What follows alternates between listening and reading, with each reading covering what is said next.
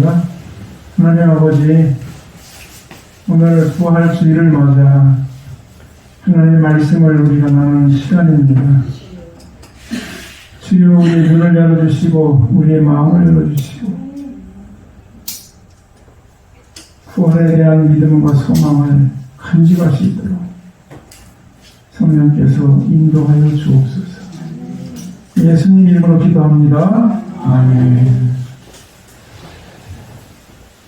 설교자로 강단에 서서 제일 힘든 시간이 저는 늘 부활주일 설교라고 생각합니다. 왜냐하면 부활을 우리가 듣기만 한 거거든요. 말씀으로 보기만 한 거거든요. 우리가 정말 부활의 목격자였다면 예수님의 12제자들처럼 또 저 로마 시대의 순교자들처럼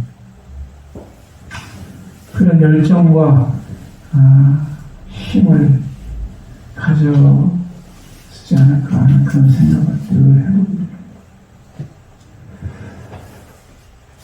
근데 우리가 오늘 성경 본문을 보니까 예수님의 제자들도 예수님 십자가의 고난과 죽음의 현장에서는 다 도망갔어요. 예수님과 함께 3년 동안 동고동락하며 또 예수님의 놀라운 기적들을 바라보면서 주님을 따라다니는 제자들도 예수님이 십자가를 지우실 때 다 도망갔어요. 엠마오로 가는 제자들의 모습을 보면 고향으로 가는 제자들의 모습, 또 베드로도 고기나 잡으러 가자. 이제 고기나 잡자. 예수님은 돌아가시고 우리는 이제 고기나 잡으러 가자. 이렇게 말하는 베드로를 우리가 보게 되죠. 근데 그들이 우리가 똑같은 그들이 특별한 주님의 사역자로, 주님의 전파자로, 주님을 위한 순교자로 희생했던 것은 바로 부활을 목격한 후에 일어났던 일입니다.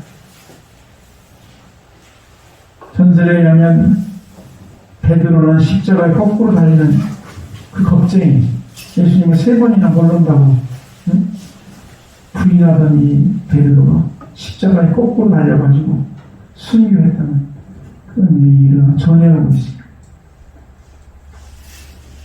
언제? 예수님의 부활을 목격한 후에, 다시 말해서 부활하신 예수님을 만난 후에,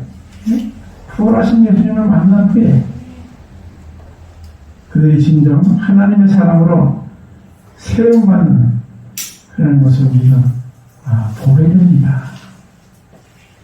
그렇기 때문에 이 부활은 우리가 단순하게 내가 죽어서 하나님 나라로 가는 그런 개인적인 일상이 아니라 우리 기독교의 전체 근본을 세우는 밑바탕이라고 하는 것을 우리가 알게 됩니다. 오늘 본문을 다시 봅시다. 12절을 다시 한번 제가 읽겠습니다. 22절을 죽은 자 가운데서 살아나신 후에야 제자들이 이 말씀하신 것을 기억하고, 어떤 말씀하셨어요? 그 앞절에 보니까 유대인들이 표적을 보여달라. 네가 하나님의 아들이냐, 네가 구원자냐, 표적이라는 건 사인이거든요. 사인. 표적을 보여달라. 그래서 예수님께서 뭐라고 말씀하십니까?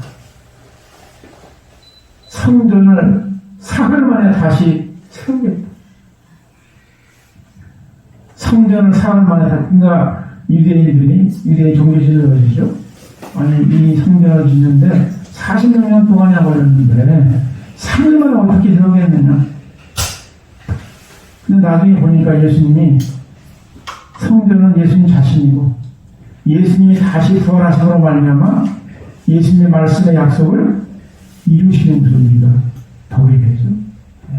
그래서 예수님의 제자들이 하나님의 말씀을 믿고 주님의 사역자로 일하게 되는 것을 우리가 보게 됩니다. 부활의 이 근거 없이는 신앙의 바른 길을 갈 수 없다만 그런 강력한 메시지를 우리에게 주고 있는 것을 우리가 볼 수 있습니다.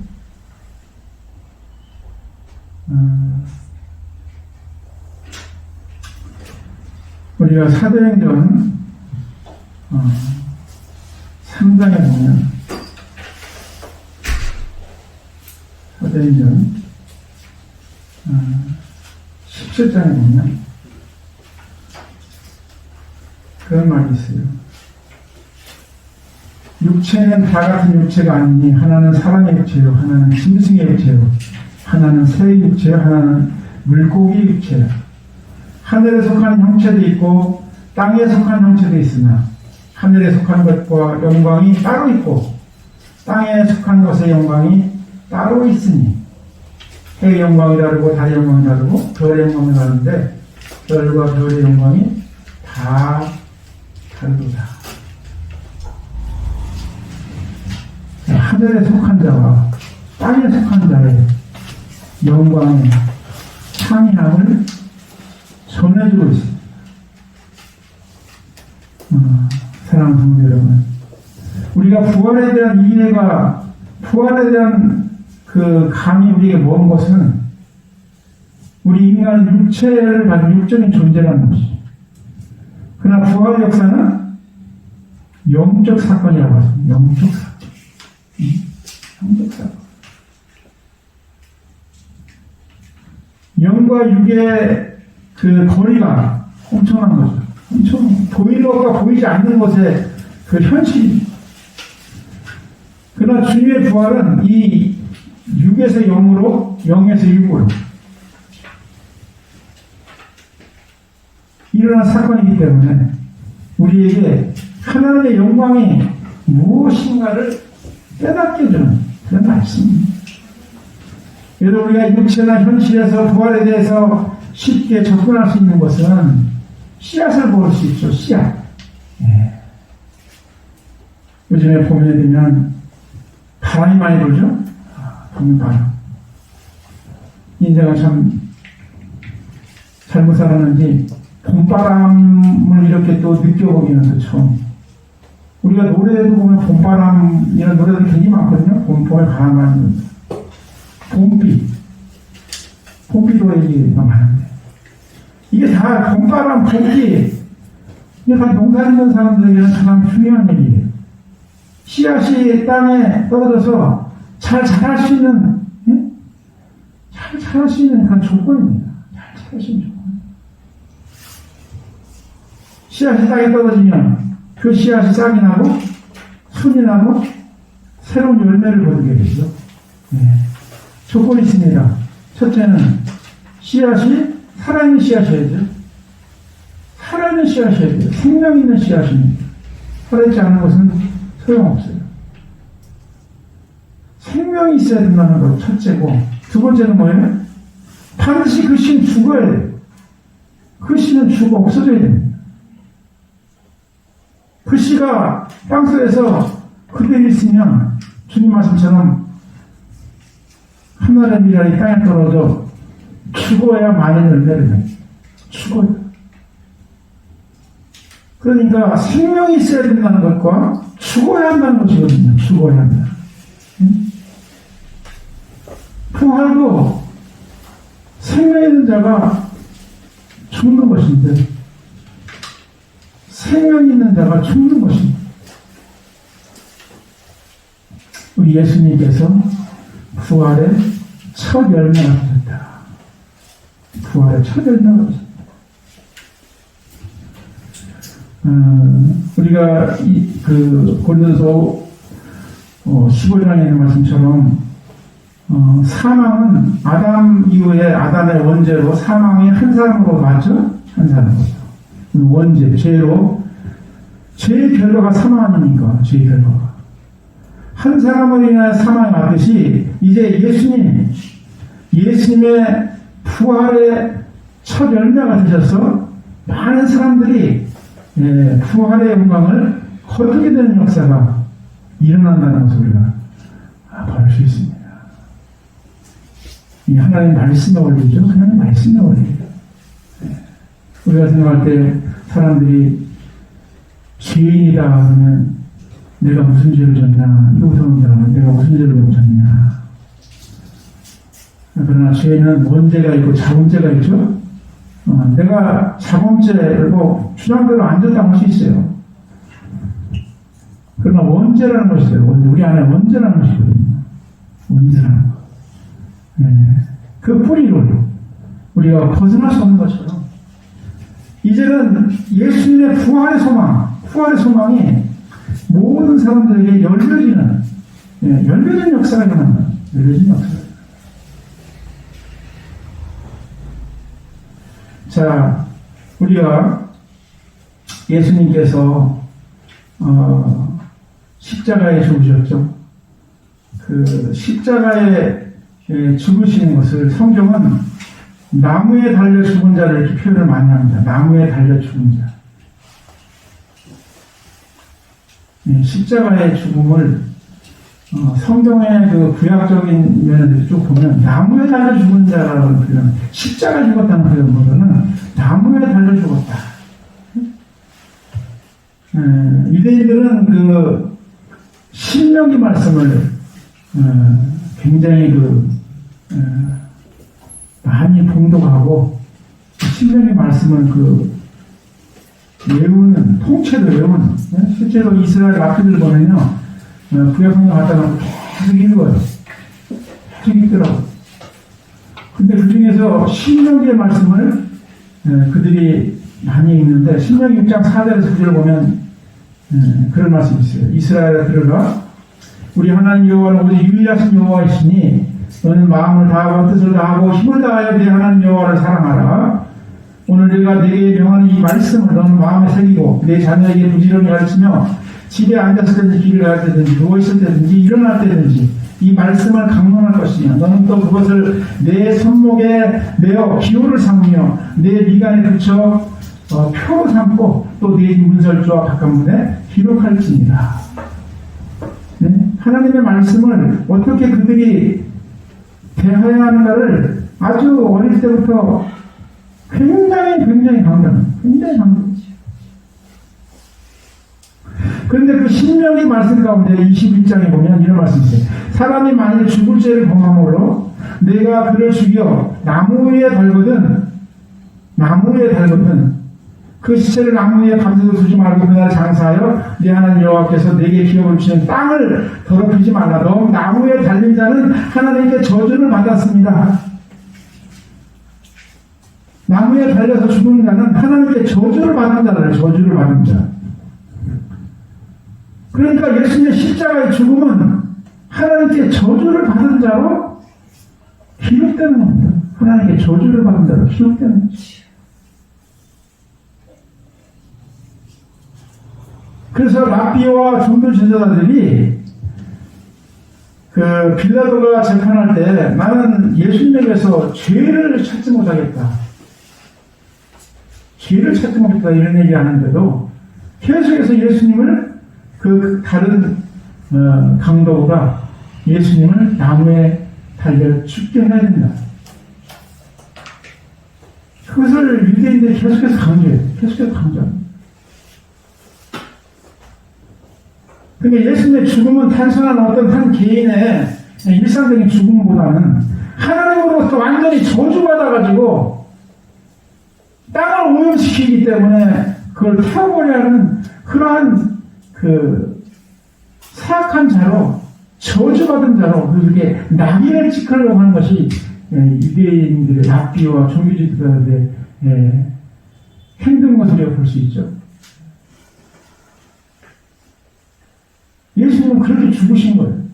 저주받은 자로 죽으신 겁니다. 물론 십자가의 죽음은 그 로마의 어떤 사형 제도의 하나고, 십자가의 죽음이 아주 흉악범이나 로마의 특별한 반역을 한 정치범들 아니면 이 십자가의 죽음의 형을 실행하지 않았는데, 어쨌든 로마의 법제도를 따라서 예수님은 나무에 달려 죽은 자로 그렇게 남는 겁니다. 나무에 달려 죽은 자. 다시 말해서 하나님께 저주받은 자로, 하나님께 저주받은 자로 죽는 것입니다. 사람들에게 버림받고 사람들에게 모멸당하고 그런 죽음에 그치는 것이 아니라 하나님께로부터 저주받은 자, 신명기의 말씀처럼 하나님께로부터 저주받은 자로 예수님은 죽으시는 겁니다.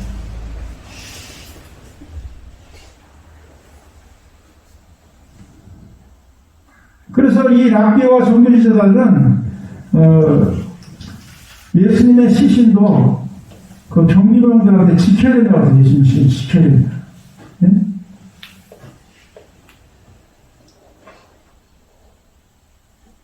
그런데 성경을 보면 예수님의 시신은 누가 지켰어요? 천사들이 지켜줬어요. 할렐루야? 3일 동안 천사들이 지켜줬어요. 천사들이 지켜줬어요. 그런 다음에 예수님은 부활하셨죠.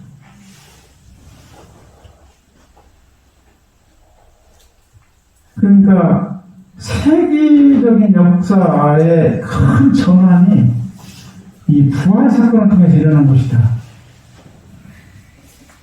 라는 것을 성경이 우리에게 말씀해 주고 있습니다.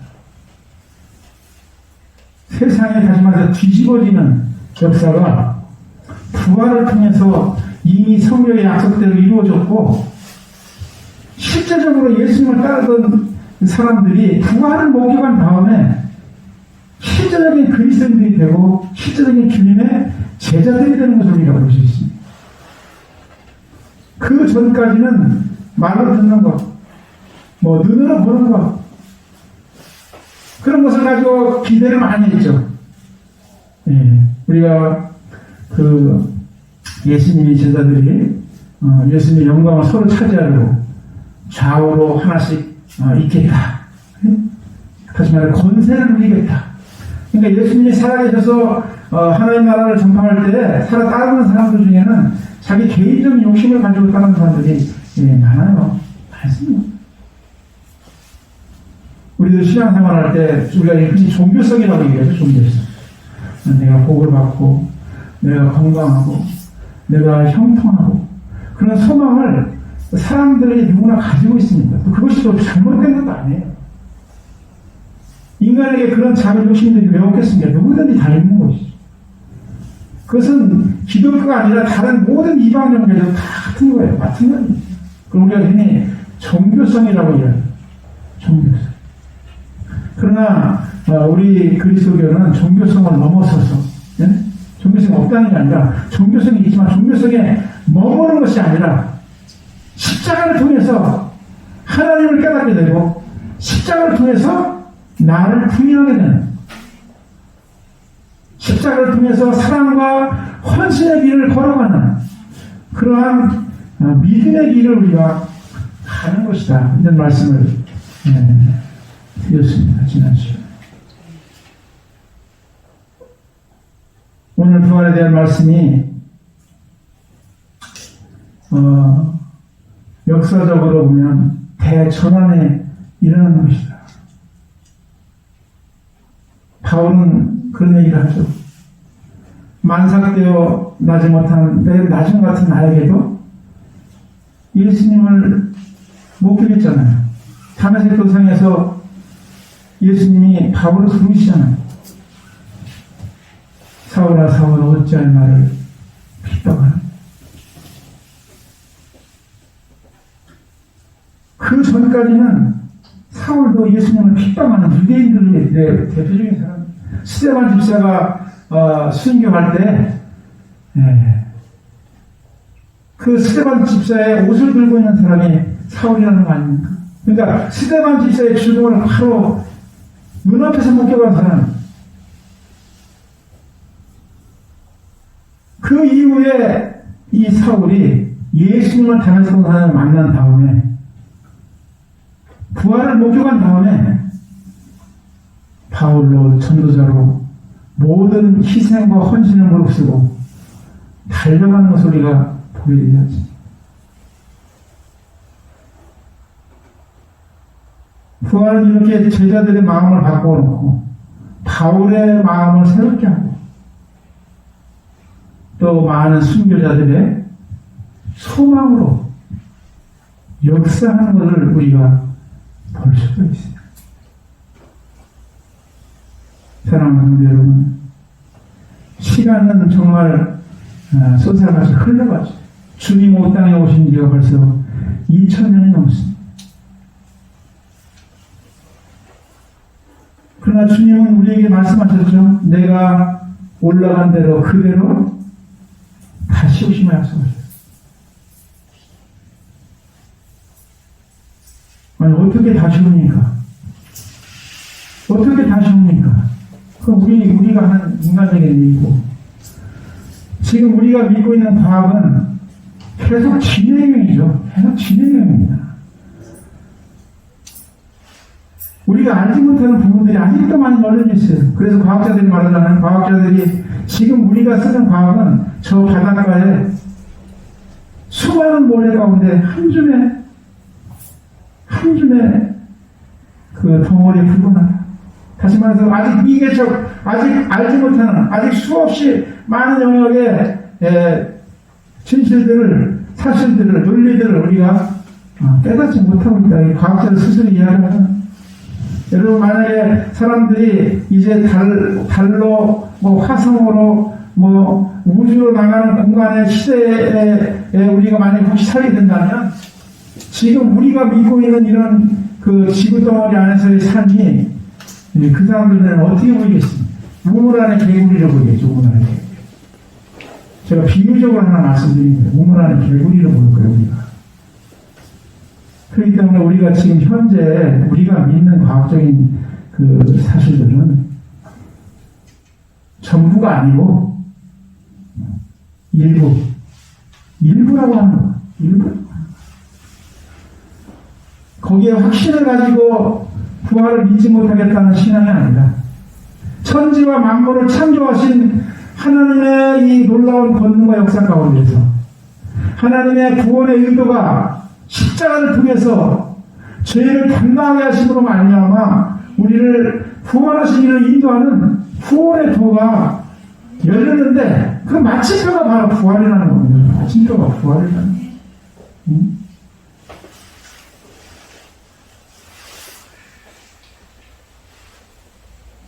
사랑하는 성도 여러분, 오늘 이 시대에도 우리 가운데 크고 작은 일들이 많이 일어납니다. 그러나 성경적으로 보면 부활 사건만큼 정말 큰 역사적 전환이 일어나는 그런 사건이 어디 있겠습니까? 오늘 우리가 이 말씀을 잘 다시 한번 묵상하면서 부활을 회상할 수 있는 은혜를 빌어 주의 이름으로 소원합니다. 제자들도 부활을 일어난 후에야, 죽은 자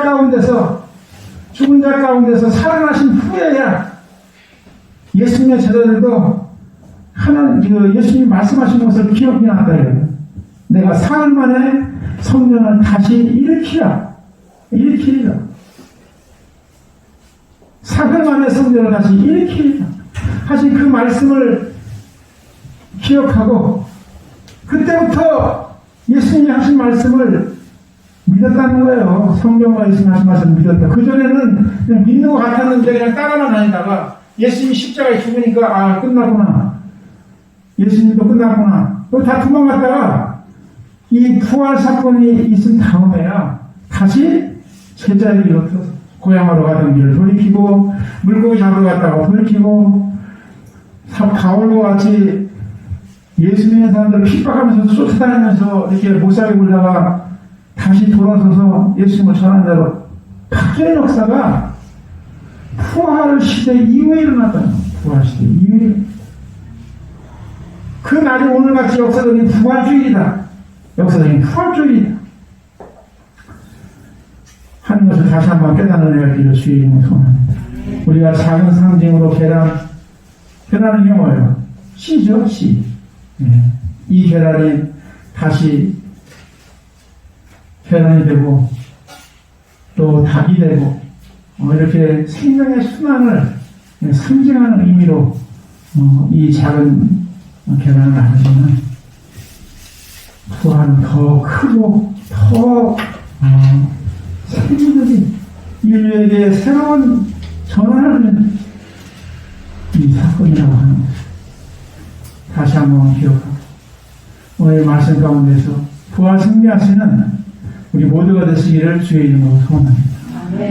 기도하겠습니다. 하나님 아버지, 주님은 부활로 참 생명의 구주이심을 우리에게 보여주셨습니다.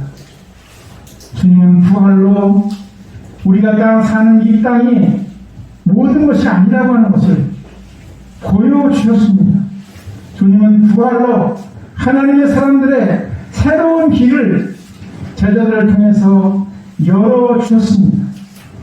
주님의 부활을 믿는 자들이 오늘도 예배 공동체가 돼서 하나님을 섬기는 자들인 것을 저희들이 믿습니다. 아버지, 세상은 아직도 불신하고 의심하고 십자가의 주님을 십자가로 죽은 자로 기억하기만 원할진데 우리에게 이 부활 소망을 말미암아 말씀 증거자가 될 수 있도록 우리를 인도하여 주시고 역사하여 주시옵소서. 예수님 이름으로 기도하는 아이다.